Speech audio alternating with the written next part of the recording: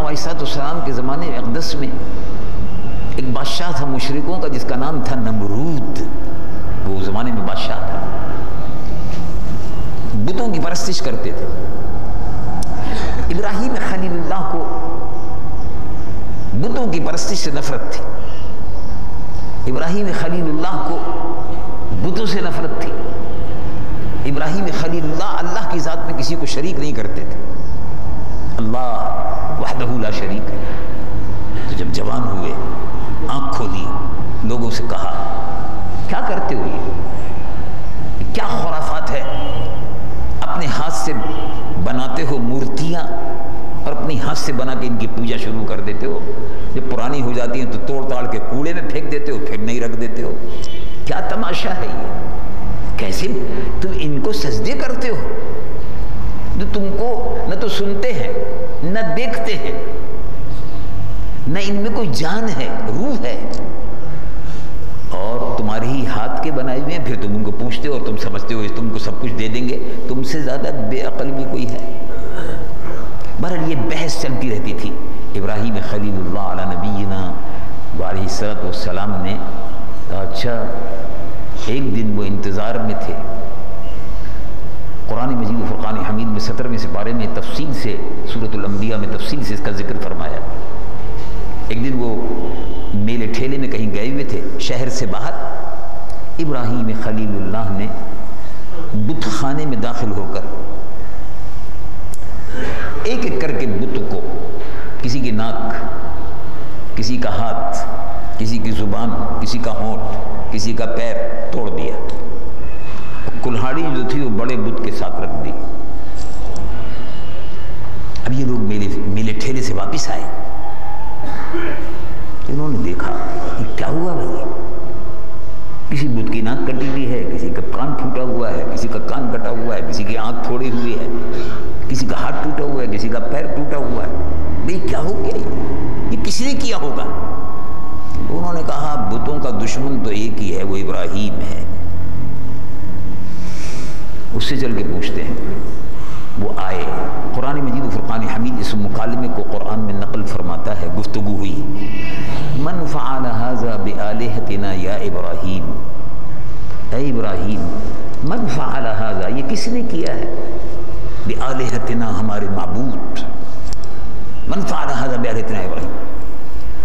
تو آپ نے فرمایا قال بل فعلہ کبیرہم هذا فاسألوہم ان کانوا ینطقون. کیا عجیب و غریب استدلال ہے, اور کتنا پیارا استدلال ہے. ابراہیم خلیل اللہ نے ان کے جواب دیا کہ تم مجھ سے پوچھتے ہو من فعل ھذا بآلہتنا, ہمارے بتوں کے ساتھ یہ سلوک کس نے کیا. ناک پھوڑی, کان توڑا, کان پھوڑا, ناک پھوڑی, کان کاٹا, ہاتھ توڑا, یہ کسی نے کیا, تم مجھ سے پوچھتے ہو. بل فعلہ کبیرہم ھذا فاسألوہم ان کانوا ینطقون. اگر یہ بول سکتے ہیں تو یہ بڑا جو ہے اس سے پوچھو, کیونکہ بڑا بت وہاں بیچ میں رکھا ہوا تھا, بڑا بت, اس کے بعد چھوٹے چھوٹے بت. فاسألوہم ان کانوا ینطقون, اگر یہ بول سکتے ہیں تو ان سے پوچھو. ارے بھائی کس نے ان کی کان پھوڑا, کس نے ناک توڑی, ان سے پوچھو. اب ظاہر ہے اس کا کوئی جواب نہیں تھا, کیونکہ وہ تو بول تو سکتا نہیں. ارے بھئی یہ کیسے بت ہیں کہ یہ بتا بھی نہیں سکتے کہ کس نے ان کی ٹانگ توڑی. یہ کیسے تمہارے معبود ہیں کہ جو بول نہیں سکتے کہ کس نے ان کی کان پھوڑی کی ہے, اور کس نے ان کی ناک پھوڑی کی ہے, اور کس نے ان کی آنکھ پھوڑی ہے. ان سے پوچھو.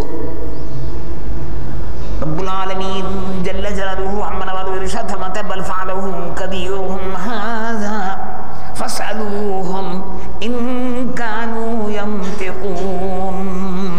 اگر یہ بول سکتے ہیں تو ان سے پوچھو. لاجواب ہو گئے, کوئی جواب نہیں تھا اس کے مقابلے. جو بول نہیں سکتے, جو اپنی مدد نہیں کر سکتے, جو اپنے ہاتھ کو اور پیر کو اور کانوں کو بچا نہیں سکتے, وہ تمہاری کیا مدد کریں گے. بڑا منطقیانہ استدلال تھا, لاجک تھی اس کے پیچھے. کہ ابراہیم خلیل اللہ نے جب یہ کہا لاجواب ہو گئے. اب انہوں نے کہا کہ بھئی اس سے ایسے تو نمٹا نہیں جائے گا. بادشاہ کے دربار میں شکایت کی. بادشاہ نمرود بادشاہ یہ واقعہ ہوا, اور یہ واقعہ ابراہیم اسی کی یہ حرکت ہے۔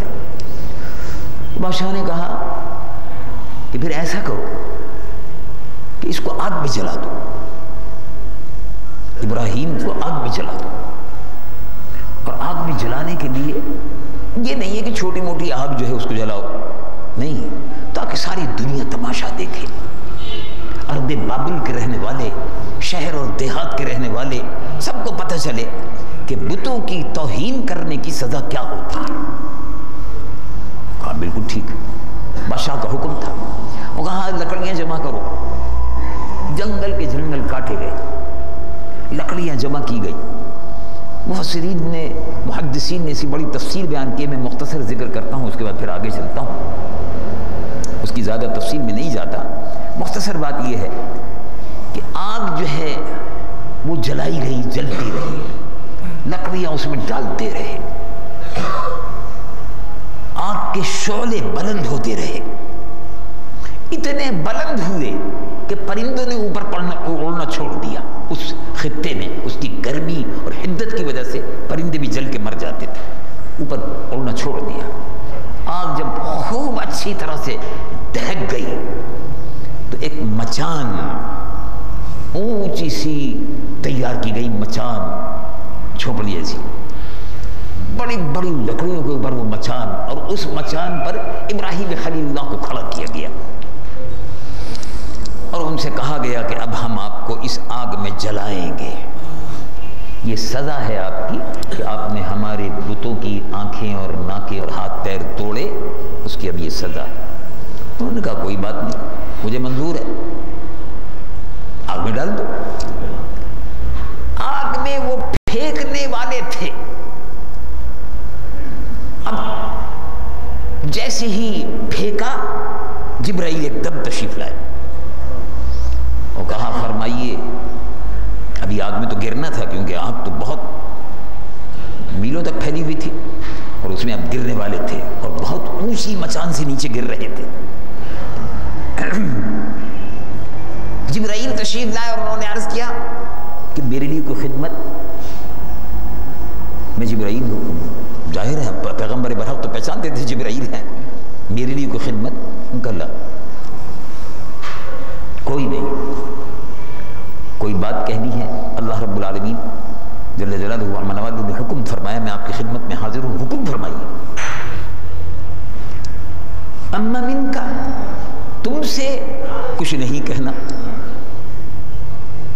اللہ رب العالمین جل جلالہ و نوالہ علمہ بحالی حسبی ان سوالی، اللہ رب العالمین جل جلالہ و نوالہ کو میرا حال معلوم ہے، اس لیے اب سوال کی ضرورت ہی نہیں ہے، منظور جو اللہ کو منظور ہے۔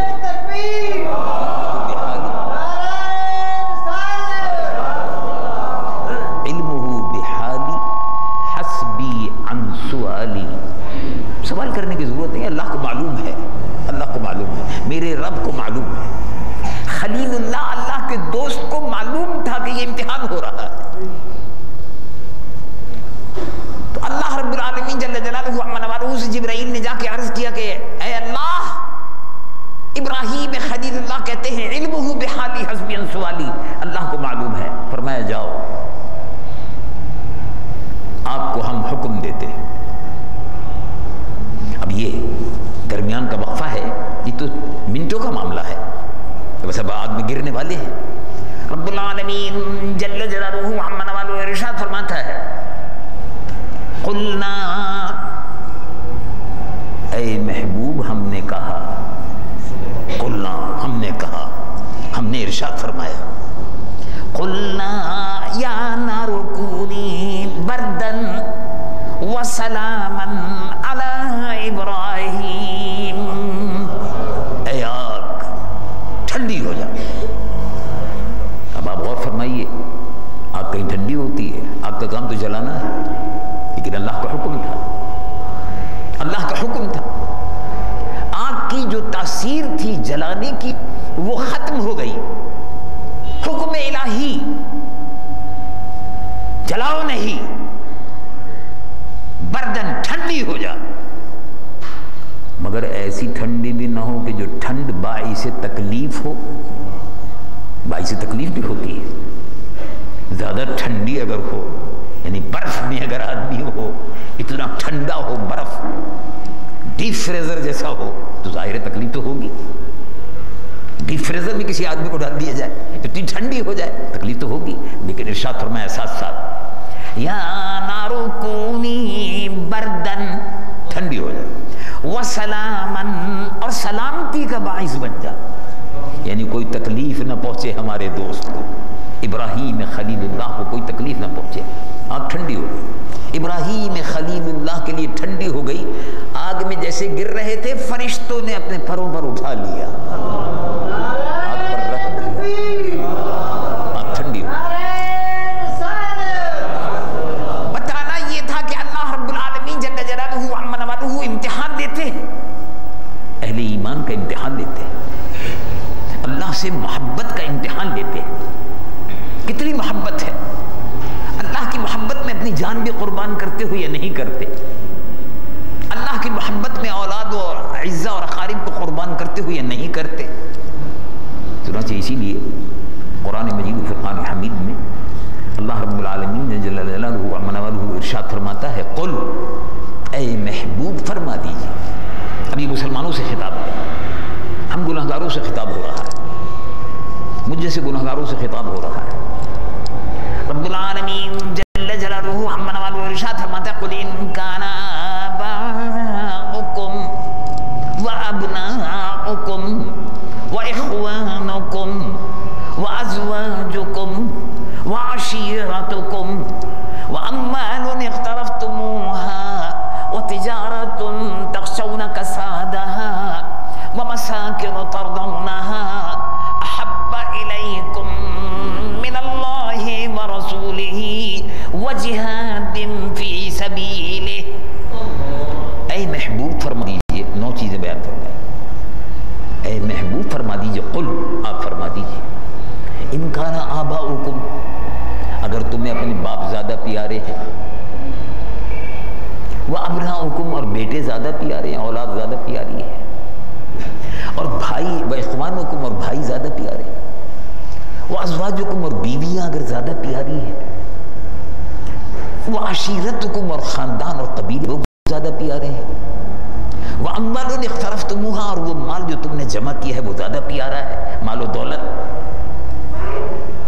وتجارت تخشون کسادها، اور وہ تجارت، سامان تجارت کہ جس میں نفع کی امید رکھتے ہو، ومساکن ترضونها، اور وہ رہنے کے مکانات، وہ پلازے اور وہ کوٹھیاں اگر تم کو زیادہ پیاری ہیں.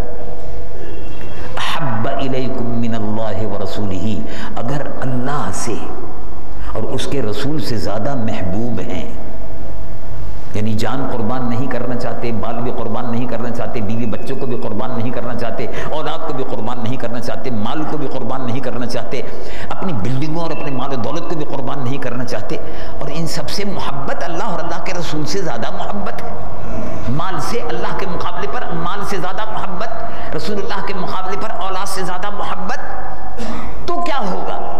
احب الیکم من اللہ ورسولہ وجہاد فی سبیلہ، اللہ کی راہ میں جہاد نہیں کرتے، یعنی اللہ کی راہ میں مال کی قربانی نہیں دیتے، جان کی قربانی نہیں دیتے، اعزہ اور اقارب کی قربانی نہیں دیتے، جان کو بچا کے رکھتے ہو، ڈر کے مارے رکھتے ہو، اور مال اور دولت کی محبت کی وجہ سے قربانی نہیں دینا چاہتے. فتربصوا، تو اللہ کے عذاب کا انتظار کرو. رب العالمین جل جلالہ عما نوالہ ارشاد فرماتے وجہاد فی سبیلہ فتربصوا حتی یاتی اللہ بامرہ، تو انتظار کرو یہاں تک کہ اللہ تبارک و تعالیٰ کا حکم آئے گا، اور جہاد چھوڑنے کی وجہ سے مسلمانوں پر عذاب نازل ہو کر رہے گا. آج کل امت مسلمہ میں تباہی آئی ہوئی ہے،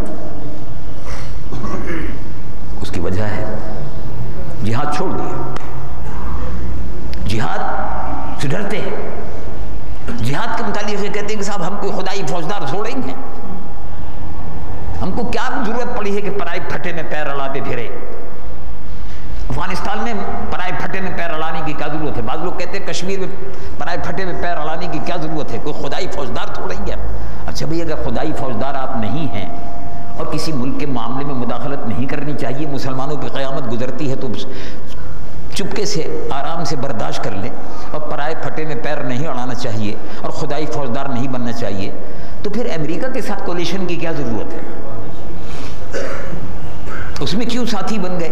اگر مسلمانوں کا ساتھ نہیں دیتے تو عیسائیوں کا اور یہودیوں کا کیوں ساتھ دے رہے ہو؟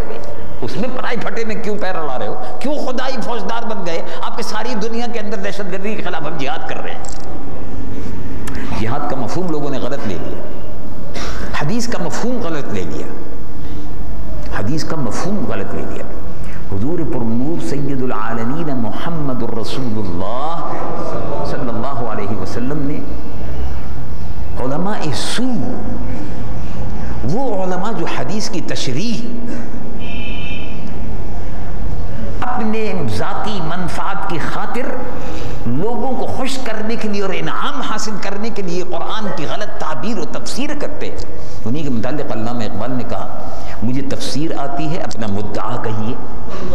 لوگوں کے مدعا کے مطابق تفسیر بیان کر دیتے ہیں، خود بدلتے نہیں، قرآن کو بدل دیتے، خود نہیں بدلتے، قرآن کو بدل دیتے۔ وہ جہاد کا اب یہ مفہوم لیا کہ حضور پر نور صلی اللہ علیہ وسلم حضور پر نور صلی اللہ علیہ وسلم خیبر سے واپس تشریف لا رہے تھے جہاد سے، تو حضور نے صحابہ سے یہ ضرور ارشاد فرمایا کہ صحابہ جب حضور واپس تشریف لا رہے تھے، گرد اڑ رہی تھی، مٹی اڑ رہی تھی، تو صحابہ رضوان اللہ علیہ مجمعین نے جب مدینہ منورہ میں داخل ہوئے، میں پورا منظر آپ کو پس منظر پیش کر رہا تھا، حضور پر نور صلی اللہ علیہ وسلم نے دیکھا کہ صحابہ مٹی اڑ رہی ہے مدینہ شریف میں، جب داخل ہو رہے تھے، اس زمان پکی سڑکیں وغیرہ وغیرہ تو تھی نہیں، اونٹ اور گھوڑے دوڑ رہے تھے، ظاہر ہے تو گرد اڑ رہی تھی، تو صحابہ نے ڈھانٹے، جب گردہ اڑتا ہے تو ہمارا آپ کپڑا لگا لیتے ہیں، منع فرمایا، ڈھانٹے ہٹاؤ، ڈھانٹے ہٹاؤ، کہ حضور مٹی آ رہی ہے، فرمایا یہ غبار مدینہ ہے۔ حضور پر نور صلی اللہ علیہ وسلم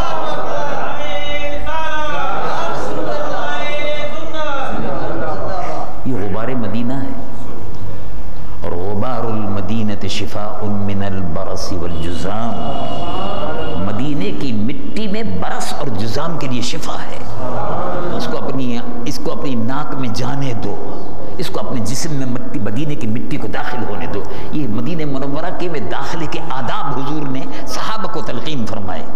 تو جس مدینہ منورہ شہر کا یہ ادب ہو، تو جن کے صدقے میں یہ ادب شہر کو دیا گیا، ان کا ادب کتنا ہوگا؟ صلی اللہ علیہ وآلہ وسلم۔ حضور پر نور صلی اللہ علیہ وسلم نے ارشاد فرمایا، مدینہ منورہ میں داخل ہو گئے، صحابہ ٹھہرے ہوئے، اپنی اپنی سواریوں سے اب اترنے والے ہیں، تو اللہ کے محبوب نے فرمایا رجعنا من الجہاد الاصغر الى الجہاد الاکبر، اب ہم جہاد اصغر سے جہاد اکبر کی طرف لوٹی آئے، یعنی اب جو ہم لڑ کے آ رہے ہیں، جہاد کر کے آ رہے ہیں، وہ جہاد اصغر تھا۔